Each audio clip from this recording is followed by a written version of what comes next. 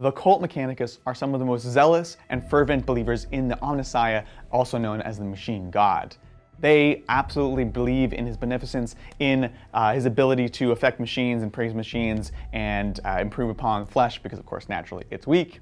Much of this is represented on the tabletop in the form of the Canticles of the Amnesia, which are essentially these recitations that they make on the battlefield and actually activate different bits of code, perhaps some sort of energy that gives them different abilities. They're really cool abilities that exist in the lore and also in the game. Now, in the release of the Adeptus Mechanicus 9th edition Codex, we see some fundamental changes to these abilities, and that's what we're here to talk about in detail. Let's take a look.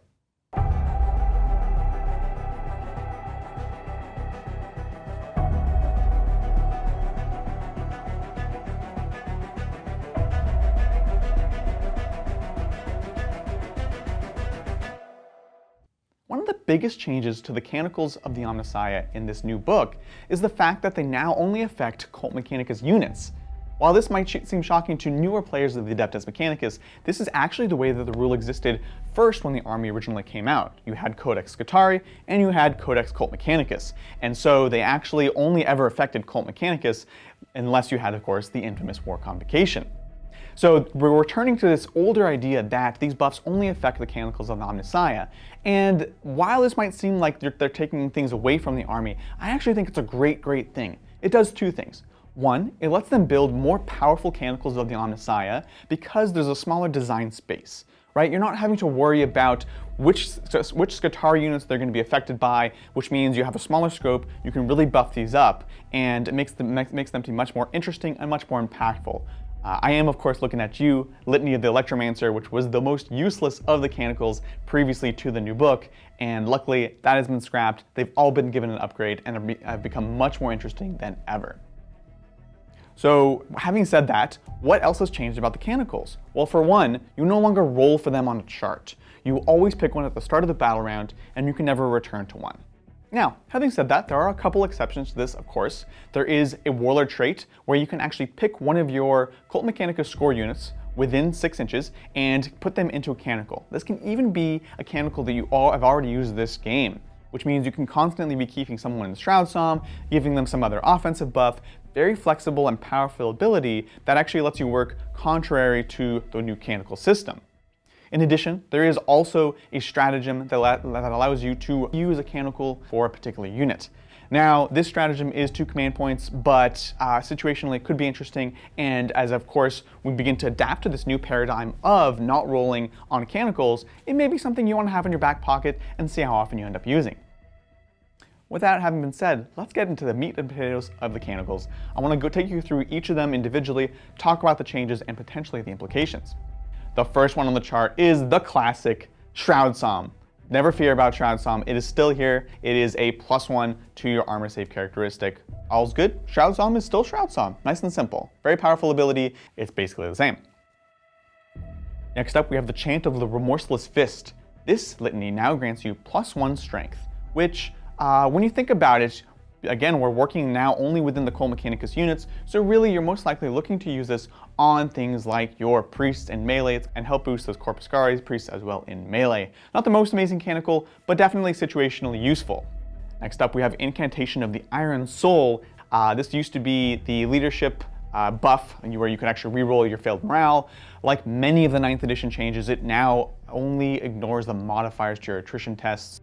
The better half of it is it does give you a 5-up Feel No Pain against mortal wounds, or a 4+ if you're Graia, because they already have this ability naturally. Now that becomes interesting because you can often predict when someone is going to try to come in with a big smite battery. A lot of interesting things happening with mortal wounds currently. We're looking at things like the Plague Skull of Glathilla. We're looking at Inquisitors advancing up, putting smites into certain things, and so this is really the power of this Canticle, is when you're going to be able to block those smites on key turns. Benedictions of the Amnesia. Well, let me tell you, Salamanders are out. This is a single reroll of a hit, a wound, and a damage for each unit every time they shoot. It does not work in melee. So again, you're thinking about, well, there's not many shooty Cult Mechanicus units, and so this ultimately is why this one is not as powerful as it first may seem, but still kind of a cool different take on this ability. Number 5 is the Invocation of Machine Vengeance. This is perhaps one of the most powerful and interesting abilities to me. What this does is it gives you an extra d6 every time you advance or charge and you drop the lowest. Really powerful ability, once again considering that we're really looking at units like the Priests that often want to advance. Don't forget that the Corpuscari now no longer suffer penalties for advancing and shooting their jazz hands.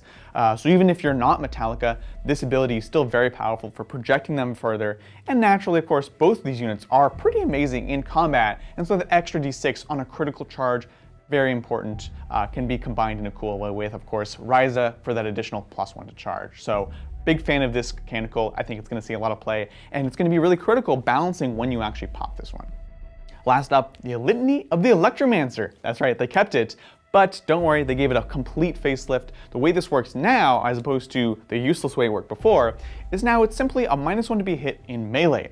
Again, very situational, but you're going to be able to pick when you pop this.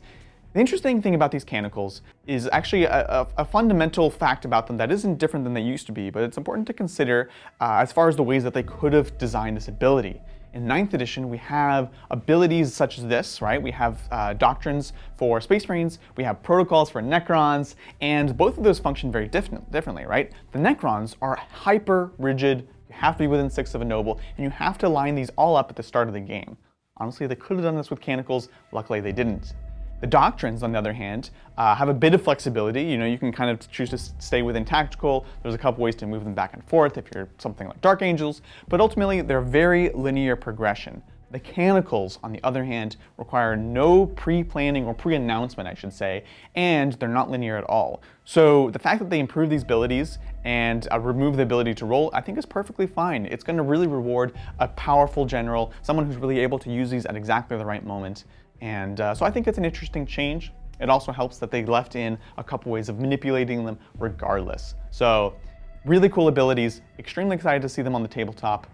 The last thing I do want to mention about them is, we'll discuss this more in the actual Forge World section, but remember, Mars now re-gives, I should say, Canticles to your Skitarii units. So that massive design space we were talking about, well, now you can play with it with Mars. There could be something interesting in there, some game-altering change that you can find. I'll be curious to hear if you guys can think of one. Do let me know in the comments below. And if you did enjoy this video, you can always like it. And if you want to support the channel even further, you can hit the join button below, become a premium member. That helps us create all this content.